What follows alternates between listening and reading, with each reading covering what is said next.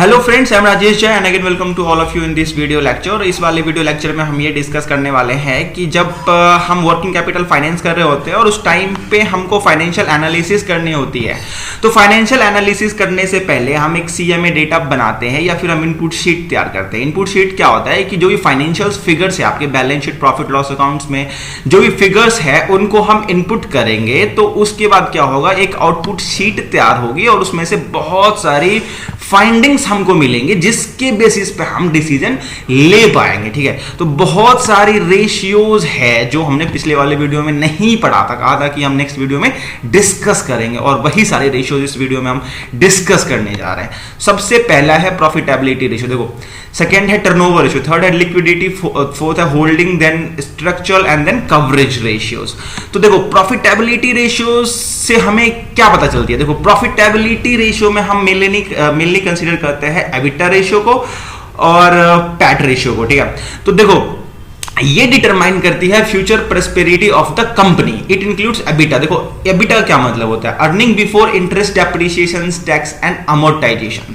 देखो ये रेशियोज हम सेल्स के बेसिस पे कैलकुलेट करते हैं, यानी EBITDA divided by sales multiplied by 100 कर दोगे तो एबिटा रेशियोज मार्जिन निकल के आ जाएगा। ठीक है, देखो आइडियल जो इंडस्ट्री में चल रही होती है दैट इज 12%। हम मान के चलते हैं कि 10 से 12% है, अगर अप्रॉक्स तो अच्छी है, अदरवाइज कम है तो फिर वो देखना पड़ेगा कि किस वजह से है, किस इंडस्ट्री में डील कर रही है, कि कम है या ज्यादा है। ठीक है, सो ये वेरी करती है and this ratio is to check mainly to determine the capabilities of the firm to repay back the obligation. देखो मेनली क्या होता है कि कंपनी की कैपेबिलिटीज कैसी हैं to repay back their obligations. Obligations यहां पे ये मतलब है कि जो यहां पे इंटरेस्ट है, देखो earning before interest, depreciation, tax and amortisation.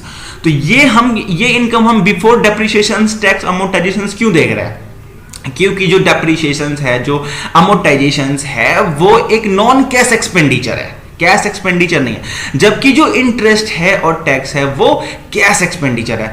That's why हम एबिटा को चेक करते हैं कि अगर एबिटा रेशियो जितनी ज्यादा होगी उतनी ही बेहतर होगी आपको वर्किंग कैपिटल फाइनेंस करने में, डिसीजन लेने में, क्योंकि कंपनी उतनी ही अच्छी कैपेबल है to repay back their interest. ठीक है ना, तो जितना ज्यादा पैसा कमाएगी इंटरेस्ट उतना बेहतर वो पे कर पाएगी। देन है उसके बाद हमारा कि नेट प्रॉफिट यानी PAT, profit after tax divided by sales ratio. तो PAT divided by sales multiplied by 100 कर दोगे तो ये हो जाएगी नेट प्रॉफिट आफ्टर टैक्स वाली रेशियोस। ओके, तो इसको हम क्यों चेक करते हैं, that is to check the overall profitability of the company. ठीक है, including other income such as and other expenses. तो देखो जो पैट रेशियो है उसके अंदर जो ऑपरेटिंग इनकम है एंड जो नॉन ऑपरेटिंग इनकम है, दोनों की मार्जिन इंक्लूडेड है, दोनों ही इनकम इंक्लूडेड है और दोनों के एक्सपेंडिचर भी इंक्लूडेड है। ये ओवरऑल प्रॉफिटेबिलिटी हमें बताती है कंपनीज के बारे में। ठीक है, लेकिन हम देखो जो भी रेशियो चेक करेंगे, पढ़ेंगे, उन सब के हम ट्रेंड एनालिसिस करेंगे। ये नहीं है कि हमने सिर्फ एक साल का रेशियो देख लिया और उससे हमने डिटरमाइन कर लिया कि बहुत ही अच्छा है या बहुत ही खराब है।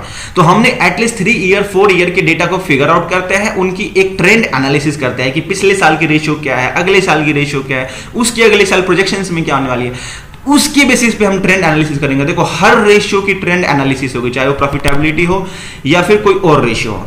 देन है ऑपरेटिंग प्रॉफिट। देखो beside of that operating profit divided by net sales ratio is check to understand the profitability of operation. ये बहुत ही इंपॉर्टेंट चीज है। आपकी कंपनी में 2 तरह के फिगर्स आएंगे, एक आएंगे ऑपरेटिंग प्रॉफिट से और एक आएंगे आपके नॉन ऑपरेटिंग से। तो अगर ऑपरेटिंग प्रॉफिट जितनी ही ज्यादा होगी उतनी ही अच्छी बात है।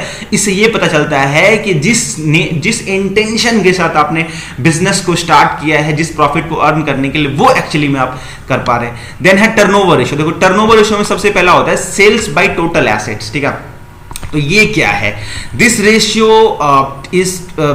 Is test that what time sales we are doing on total investment assets. देखो क्या है कि हमने जितना पैसा एसेट में इन्वेस्ट किया है, ठीक है, तो उसके बेसिस पे हमें कितनी ज्यादा सेल्स करने की जरूरत है। ऐसा क्यों, क्योंकि हमने उस इंडस्ट्री में, जिस इंडस्ट्री में भी हम ऑपरेट कर रहे हैं, उस इंडस्ट्री में जो हमने इन्वेस्टमेंट किया है टोटल एसेट्स में, उस इंडस्ट्री की रेट ऑफ वो क्या कहते हैं, रिटर्न ऑन इन्वेस्टमेंट क्या है, आरओआई क्या है।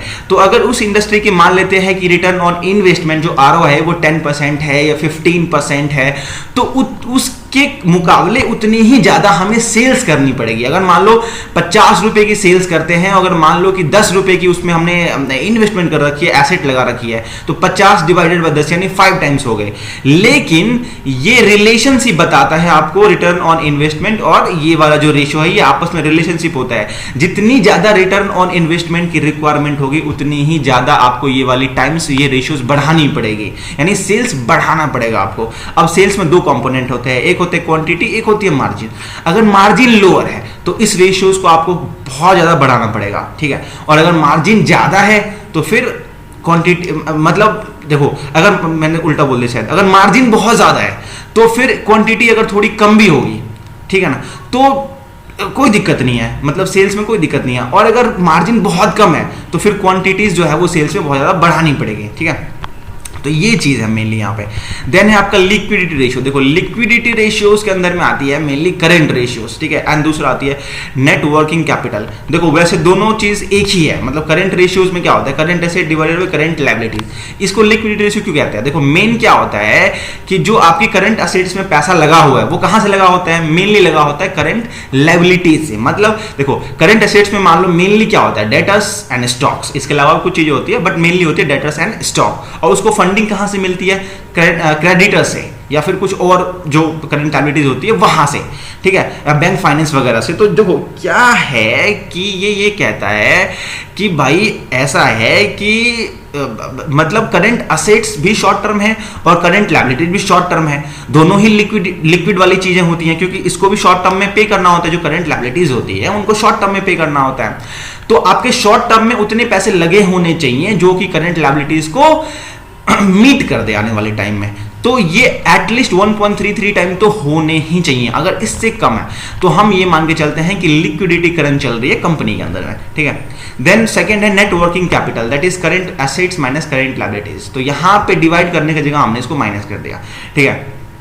तो इसके गैप से पता चलता है, current assets minus current liabilities की जो गैप होती है उससे ये पता चलता है कि जो आपकी कैपिटल है, जो कैपिटल है, जो कैपिटल मतलब जो कैपिटल इंप्लॉयड है, जो आपका अब क्या कहते हैं इक्विटीज है, प्रेफरेंसेस है, लॉन्ग टर्म डेट्स है वगैरह, जो टोटल कैपिटल है उसका कितना पोर्शंस जो है वो आपके करंट एसेट्स में लगा हुआ है। That is the gap here explains actually, ठीक है। सो अब हम नेक्स्ट पढ़ते हैं होल्डिंग रेशियो। देखो होल्डिंग रेशियोज क्या है, होल्डिंग रेशियो ये बताती है कि आपने जो मेनली इन्वेंट्रीज है, डेटर्स हैं, क्रेडिटर्स हैं, उनका होल्डिंग डेज क्या है आपकी कंपनी में। मान लीजिए कि आप पहला पढ़ते हैं इन्वेंट्री टर्नओवर रेशियो। देखो inventory turnover ratio in the days, well formula क्या होता है, फार्मूला होता है average inventory divided by COGS multiplied by 365।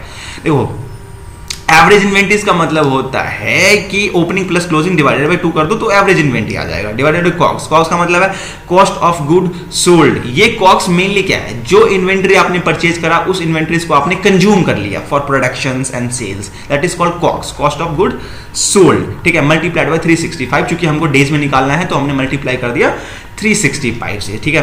सो ये बताता है कि आप कितना एफिशिएंटली अपने इन्वेंट्री को मैनेज कर पा रहे हैं। मतलब ये कि अगर मैंने इन्वेंट्री लेके आया हूं तो उसको 10 दिन में सेल कर पा रहा हूं कि 15 दिन में या 20 दिन में या महीने भर में, कितने दिन में मैं अपने इन्वेंट्रीज को रोटेट कर पा रहा हूं, मूव कर पा रहा हूं, मतलब from our store to the production and from production to the sales. तो ये इन्वेंट्री देखो, वैसे अगर हम इसकी थोड़ी और बारीकियों में जाएंगे तो इन्वेंट्रीज को भी हम रॉ मटेरियल लेवल पे देखेंगे, WIP लेवल पे देखेंगे, फिनिश गुड्स लेवल पे देखेंगे, तो डिफरेंट लेवल पे इसकी एनालिसिस होगी, ठीक है, बट तरीका सेम होगा, ठीक है। सो यहां पे जितनी ज्यादा डेज होगी वो उतना ही अच्छा नहीं होगा, जितनी कम डेज होगी उतनी ही ज्यादा अच्छी बात होगी। लेकिन ये डेज भी डिफर करती है इंडस्ट्री टू इंडस्ट्री।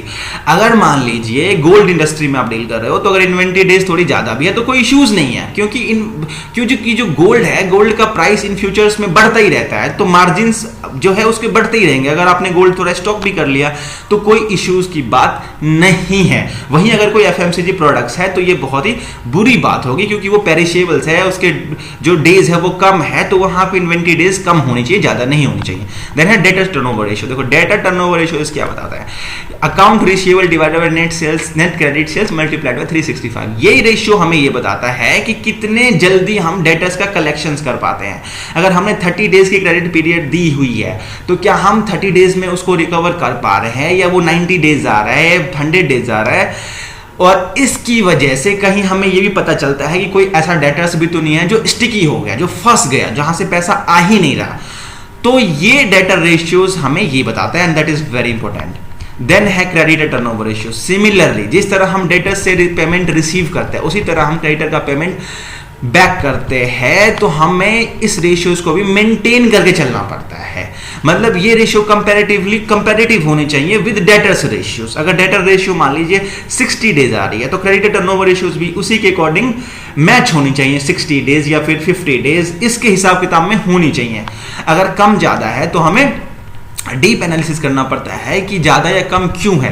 देन है स्ट्रक्चरल रेशियो। देखो स्ट्रक्चरल रेशियो में क्या आती है, सबसे पहले आती है डेट इक्विटी रेशियो। देखो ये स्ट्रक्चर से यहाँ पे ये मतलब होता है कि आपके लायबिलिटी साइड में जो इक्विटीज है, जो डेट है, जो प्रेफरेंसेज है, उसकी स्ट्रक्चरिंग कैसे करी है हमने बैलेंस शीट में।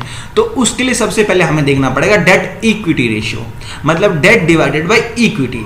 देखो वैसे तो आइडियली 2:1 रेशियोज होती है, बट इट में differ also from industry to industry. जहां पे कैपिटल इंटेंसिव है, जैसे शिपिंग कंपनी है, तो ये जो है वो डिफर करती है। देन है टोल बाय AT&W रेशियो। देखो टोल बाय AT&W रेशियो क्या होती है, ये होती है टोटल आउटसाइड लायबिलिटीज, और AT&W का मतलब होता है एडजस्टेड टेंजिबल नेटवर्थ। तो AT&W का क्या मतलब, देखो पहले टोल क्या मतलब, जो आपकी आउटसाइड लायबिलिटीज है, जो आपकी इक्विटीज को छोड़ दो, जो आपके घर का पैसा उसको छोड़ दो, उसके अलावा जो भी बाहर की आपकी लायबिलिटीज आपने बोरो कर रखी है अपने बुक्स में, चाहे वो क्रेडिटर्स हो, चाहे वो लोन्स हो, वो सारी टोटल आउटसाइड लायबिलिटीज में आ जाएंगे। उसको डिवाइड कर दो एडजस्टेड टेंजिबल नेटवर्थ, यानी कि देखो जो इक्विटीज हैं, इक्विटीज को थोड़ा और ब्रॉड कर दो। जो टोल बाय AT&W रेशियोज होती हैं वो डेट इक्विटीज का भी थोड़ा एक्सपेंशन होता है। देखो डेट भी तो बाहर का ही है, लेकिन उसमें थोड़ा और ऐड कर दो क्रेडिटर्स वगैरह और जो बाहर के पैसे हैं, तो वो टोल का पार्ट बन जाएगा। और जो इक्विटीज हैं उसमें थोड़ा ऐड लेस करो, क्या ऐड करो क्या लेस करो, तो वो AT&W बन जाएगा। तो अगर इक्विटीज में ऐड कर दो अनसिक्योर्ड लोन फ्रॉम रिलेटिव्स या डायरेक्टर्स, और उसमें से माइनस कर दो investment in the group entities या फिर क्या कहते हैं रिलेटिव्स, तो वो बन जाएगा AT&W। ठीक है, तो इस रेशियो से हमें ओवरऑल लिवरेज, ओवरऑल स्ट्रक्चर का पता चलता है। और ये अगर अप टू 3 है तो इसको आइडियल मानते हैं, और अगर 3 से ज्यादा है तो इसको हम अब थोड़ा अच्छा नहीं मानते हैं, बट या केस टू केस हम इसके ऊपर डिसीजन ले सकते हैं, केस टू केस ये वैरी करता है। देन है कवरेज रेशियो। देखो कवरेज रेशियोज में आती है ISCR interest service coverage ratio, then आती है DSCR डेब्ट सर्विस कवरेज रेशियोज। तो डेट सर्विस कवरेज रेशियोज को हम पढ़ लेते हैं। इसमें क्या होता है कि देखो डेट सर्विस कवरेज रेशियोज ये बताती है कि आपका जो क्या कहते हैं इनकम है, इनकम कितना एफिशिएंट है, कितना ज्यादा है कि वो आपके टोटल जो प्रिंसिपल प्लस इंटरेस्ट है, not only interest, I am talking about principal also, जो EMI है, EMI में जो प्रिंसिपल का कंपोनेंट होता है और प्लस इंटरेस्ट, उसको कवर कर पा रहा है। ठीक है, so this ratio is defined whether company is capable to repay its debt should be more than 1.3, otherwise in the financial difficulties. तो अदरवाइज इसको हम फाइनेंशियल डिफिकल्टी में मानते हैं अगर ये 1.3 से कम है, तो मतलब PAT plus depreciation plus interest.